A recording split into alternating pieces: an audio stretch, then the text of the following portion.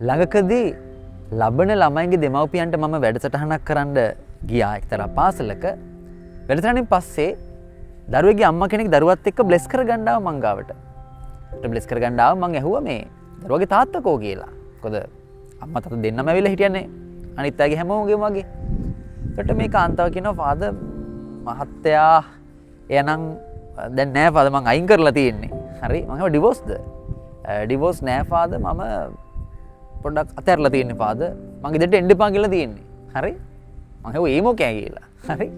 ඒකට ඇයි කියනවා ෆාදර් එකක් යාගේ කට හොඳ නෑ ෆා තරහ ගියන් පස්සේ බොහොම කැතට මට බයින්නේ සහ අවස්ථා කීපෙදී මට අත උස්සගෙනත් ආවා. ඇති ෆාදර් මං දරාගෙන හිටියා මට අමාරුයි. මං නිසා අතහැරලාම දැම්මා. අයින්ම කරලා දැම්මා මට එපාම කියලා මම එන්න එපා කියලා දැන් තහනම් කරලා තියෙන ගෙදරට. එයා ඇය ගෙදර ඉන්නවා. මං ගෙදරට එන්න දෙන්නේ නෑ ෆාදර් යාට. සායත් එකම ඇයි කිව්වා ෆාදර් දැන් ඔබ වහන්සේ වගේ දැන් කට්ටිය අහනවනේ මහත්තයා කෝ කියලා. එතකොට ෆාදර් මං අසරණ වෙනවා ඇත්තටම. දිගන්න උත්තරයක් නැහැ. හරි සහ දරුවට ගෙදර තාත්තා කෙනෙක් නැහැ. ප්‍රායෝගික ප්‍රශ්නයක් තියෙනවා. සයි වගේ මේ ළඟදී දරුවට අසනීප වුණා. මං කිලෝමීටර් 2ක් විතර දරුවත් එක්ක මහරය පයින් ගියා ඉස්පිරිතාලෙට. ප්‍රායෝගික ප්‍රශ්න වලට මුහුණ දෙනවා ගොඩක්.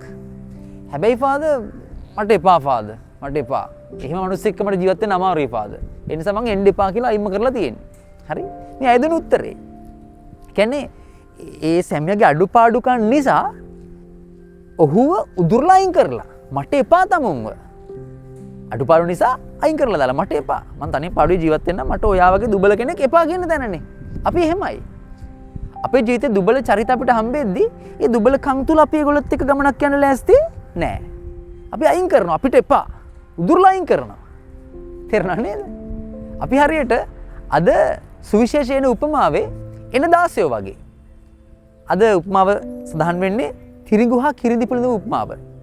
වපුරන්නෙක් එයාගේ භූමිය මොනවද කරන්නේ? තිරිඟු වපුරනවා. රාත්‍රියේ මොකද කරන්නේ? සතුරු ඇවිල්ලා ඒ භූමියේ කිරිඳිත් වපුරනවා. දැන් තිරිඟු පැල වැඩිලා කරල් හට ගන්න දවස් උදා වෙනවා.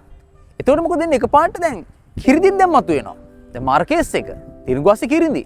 දාසය ඇවිල්ලා කියනවා ස්වාමිනී ප්‍රශ්නයක් මේ තිරිඟු ගස් අස්සේ කිරිඳිත් තියෙනවා. මොනවද කරන්නේ අපි? මේ කිරිඳි ටික උගුලලා දාන්නන් නේද? උදුරලා දාන්නන් නේද? දැන් ඒගොල්ලන්ට මොකක්ද ඕනකම තියෙන්නේ? මේ කිරිඳි ටික උදුරලා අයින් කරලා දාන්න. හදිස්සිය. අයහපත් බැලට ඉන්නේ. කිරිඳින්නේ පළදාවක් නැහැනේ. ඒව ටික උදුරලා අයින් කරන්න තමයි ඒගොල්ලෝ සැලසුම් කරන්නේ. අපි ඒ වගේ. තේරුණා නේද? අර කාන්තාව ගැන හිතුවත් කතන්දරේකනේ. මාත් එක අඩුපාඩුකම් තියෙනවා. එයත් එක පවුල් කරන්න මට බෑ.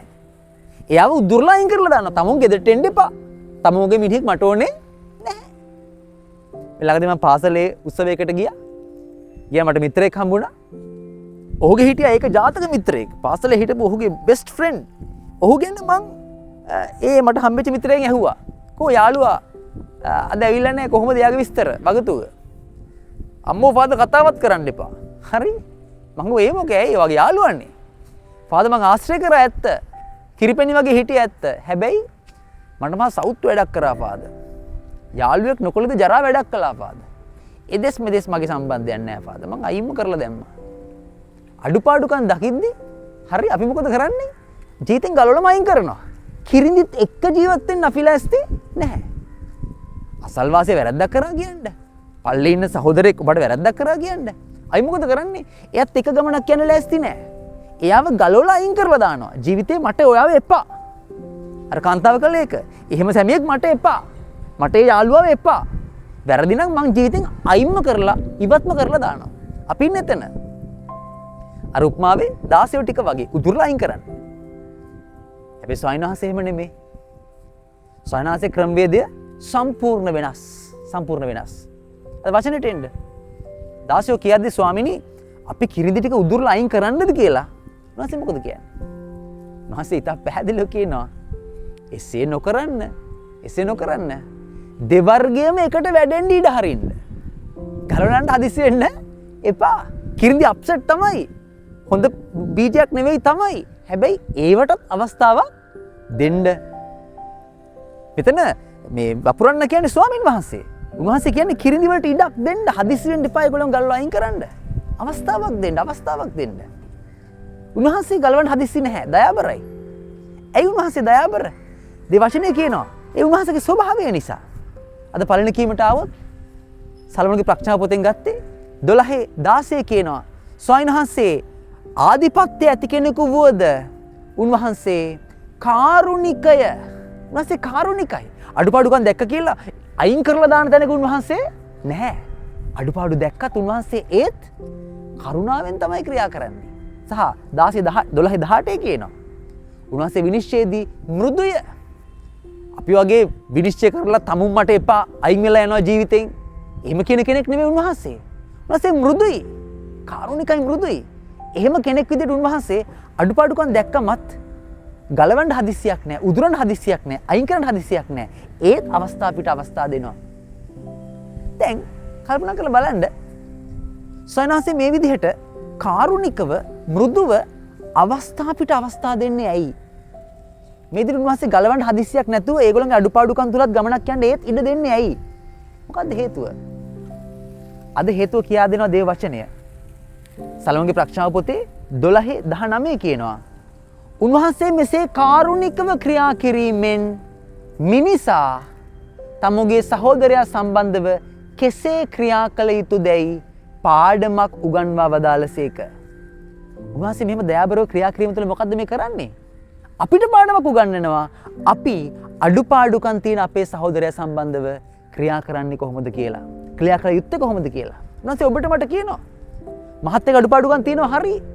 මම දයාබරයි ඒ වගේ ඔයත් එයාව ගලවන්න අයින් කරන්න හදිසි වෙන්න එපා. ඉවසන්න, මෘදු වෙන්න, කාරුණික වෙන්න. වාසි කියනවා. වගේ මිත්‍රයාගේ, අසල්වැසියාගේ අඩුපාඩුකම් දුර්වලකම් ඇති. එයා ඔයාට අනවින කරනවා ඇති. හැබැයි ඒත් ඔයා එයාව ජීවිතෙන් ගලවලා අයින් කරන්න හදිසි වෙන්න එපා. මම දයාබර දෙවි කෙනෙක්. ඔයත් දයාබරව එයාට අඩුපාඩුකම් තිබුණත් ඔයත් එක්ක තවත් ජීවිතේ ගමනක් යන්න ඉඩ දෙන්න. ගලවලා අයින් කරලා දාන්න හදිසි වෙන්න එපා. උන්වහන්සේ කියන්නේ ඒක. තේරෙනව නේද? උන්වහන්සේ දයාබරව ක්‍රියා කිරීම තුළ උන්වහන්සේ අපිටත් කියනවා. පුතේ මං එහෙම කරන්නේ ඔයාට උගන්වන්න. ඔයත් මං වගේ අඩුපාඩුකම් ඇති අය සම්බන්ධව දයාබරව ක්‍රියා කළ යුතුයි. මං එහෙම ක්‍රියා කරලා කරන්නේ වාට ඉගැන්වීමයි. දැන් කෙනෙක් කියන්න පුළුවන්. හරි. ෆාදර් අඩුපාඩුකම් තියන අය සම්බන්ධව දයාබරවම ක්‍රියා කරලා ඒගොල්ලන්ව ගලවලා අයින් කරන්න නැතුව හිටියම හරි. අපි අපිට අසාධාරණයන්නේ කරගන්නේ. තේරෙනව නේද? ඒගොල්ලෝ ඔක්කොම වැරදි කරනවා. අපි ඔන්න ඔය කමන්නේ නැහැ ජීවිතේ හිටපන් කියලා ඉන්න දෙනවා. අපිට අසාධාරණයක් නෙමෙයි මෝඩ කමන්නේ කරන්නේ. උන් පිණුම් ගහනවා. හරිද? වැරදි කර ඒ ජීවිතේ ඉන්නවා. අපි අපිටම අසාධාරණයක් කරගන්නවා. තේරෙනව නේද? දැනුවත් වෙන්න දිගු කාලීනව අපිට අසාධාරණයක් වෙන්නේ නැහැ කොහෙත්ම. අද වචන ඉතා පැහැදිලිව කියනවා. අද උපමාවේ ඒ වපුරන්න බීජ වපුරපු කෙනා මොනවද කියන්නේ? ඔහු කියනවා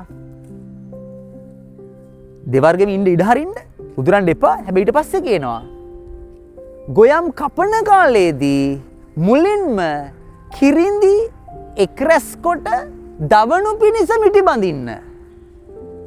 එසේම තිරිඟු මාගේ අටුවේ රැස් කරන්න. ගොයම් කපන කාලේ දෙයක් කරන්න කියලා කියනවා. දෙවර්ගෙම ඉන්න දෙන්න කියලා කියනවා. උදුරන්න එපා කියලා කියනවා. හැබැයි ඊට පස්සේ කියනවා ගොයම් කපන කාලේදී මුලින්ම කිරිඳි ටික මිටි බැඳලා පුච්චන්න දාන්න කියලා කියනවා. තිරිඟු ටික මගේ අටුවේ රැස් කරන්න කියලා කියනවා. මොකද්ද මේ උන්වහන්සේ කියන්නේ? අවසාන විනිශ්චය ගැන. අපි මේ ලෝකයේ අයහපත කරන අයට අපිත් එක්ක ඉන්න දුන්නා කියලා උන්වහන්සේ අවසානයේ යුක්තිය ඉෂ්ට නොකර ඉන්නේ නැහැ. අවසානයේ යුක්තිය පසිඳලීම සිද්ධ වෙනවාමයි. උන්වහන්සේ අවසාන යුක්තිය ඉෂ්ට කරනවා. ඒ අය දිගටම වැරදි කර නම් ඉන්න යන්නේ ඒ අයට අනිවාර්යයෙන්ම දඩුවම ලැබෙනවාමයි. ඒ අය මොන දේ කළත් ඔයා ඒ දයාබරව යහපත් ඉවසිලිවන්තව ඔයා ක්‍රියා කරනවා නම් ඔයාට ලැබෙන්න ඕනේ යහපත ලැබෙනවාමයි. ඔයාට දිගු කාලිනව වරදින්නේ නැහැ.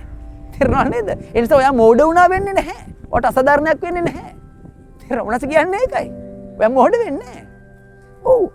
වැරදි කරන ඇත්ත එක්ක ඔයා ඉන්න. ජීවිතේ උදුරන්න නැතුව ඒගොල්ලන්ට අවස්ථාවක් දෙන්න. හැබැයි අවසානයේදී ඔයාට යුක්තිය ඉෂ්ට වෙනවා. සනාසේ ඔයාට උපරිම යහපත උදා කරලා දෙනවා. ඒ නිසා ඔයාට අසාධාරණයක් වෙන්නේ නැහැ. ඔයා මෝඩ වුණා වෙන්නේ නැහැ.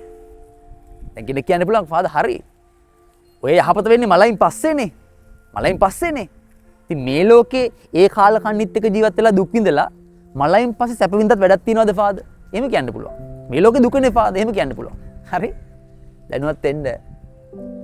ඔයා දුර්වල අයත් එක්ක මේ ලෝකේ ගමනක් ගියොත් හරි එයාව ගලවලා ඉවත් කරන්න නැතුව එයාට සමාව දීලා එයාව බාර අරන් ගමනක් ගියොත් ඔයාට මේ ලෝකේ වරදින්නෙත් නැහැ. ඔයාට මේ ලෝකේ වරදින්නෙත් නැහැ. ඇයි මං එහෙම කියන්නේ? සනන්සේ කියනවා අද උපමාවේ කිරින්දි ගලවන්න හදිසි වෙන්න එපා. හරිද? උදුරන්න එපා දෙවර්ගෙම වැඩෙන්න ඉඩ දෙන්න. ඇයි? එසේ ඉදිරුවොත් කිරින්දි ඉදිරුවොත් ඒ සමග තිරිඟුත් ඉදිරෙන්නට පුළුවන්. කිරින්දි උදුරන්න උත්සාහ කළොත් ඒත් එක මොනවත් ඉදිරෙන්න පුළුවන්ද? තිරිඟුත් ඉදිරෙන්න පුළුවන්. ඒ කියන්නේ මොකද්ද කියන්නේ? කිරින්දි උදුරද්දී ඒක තිරිඟු වලටත් බලපෑමක් කරනවා කියලායි කියන්නේ. තේරෙනව නේද? ඔයාගේ ජීවිතයට සම්බන්ධ ඒ අයහපත් පුද්ගලයෝ අයහපත් වෙන්න පුළුවන්. හරිද? නමුත් ඒ අය අයහපත් වුණත් ඔයාගේ ජීවිතේ රැඳිලා සිටීම වැදගත්. මොකද එයා එකපාරට ඔය අයින් කරොත් ඔයාට අයහපත් බලපෑමක් සිද්ධ වෙන්න යනවා. මම අර ආරම්භයේදීම කතාවක් කිව්වේ කාන්තාවක් ගැන. අර ප්‍රෝග්‍රෑම් එක මට හම්බුණු අම්ම කෙනෙක් ගැන. දැන් ඒ කාන්තාව කිව්වා. ඒ විස්තරේදී පැහැදිලිවම කිව්වා. එයා මහත්තයව අයින් කරලා තියෙන්නේ. හරි? ඉතින් ටින් දෙපා කියලා තියෙන්නේ. හැබැයි කට්ටිය අහද්දී මහත්තයකෝ කියලා ෆාදර් මං අසරණ වෙනවා කිව්වා. ඒ ගැන උත්තරයක් නැහැ කිව්වා. සහ දරුවට තාත්තා කෙනෙක් නැහැ කිව්වා. දරුවකට තාත්තාගේ සෙනෙහස ලැබෙන්නේ නැහැ කියලා කිව්වා. සහ ඒ කිව්වා මේ ලංකදී දරුවට අසනීප වෙලා මහරෑ කිලෝමීටර් 2ක් ඇවිදගෙන ස්පිරිතාලෙට පයින් ගියා කියලා කිව්වා. ලොකු අගතියක් ඇගේ ජීවිතේ සිද්ධ වෙලා. ඇයි? කිරින්දි ඇය උදුරලා අයින් කරලා දාලා. ඒක ප්‍රතිඵලයක් ඉතින් මොකද වෙලා තියෙන්නේ? ඇයට මේ මහ පොළවේදීම අභාග්‍ය සම්පන්න ඉරණමකට මුහුණ දෙන්න සිද්ධ වෙලා. ඒකයි වෙලා තියෙන්නේ. තේරෙනව නේද?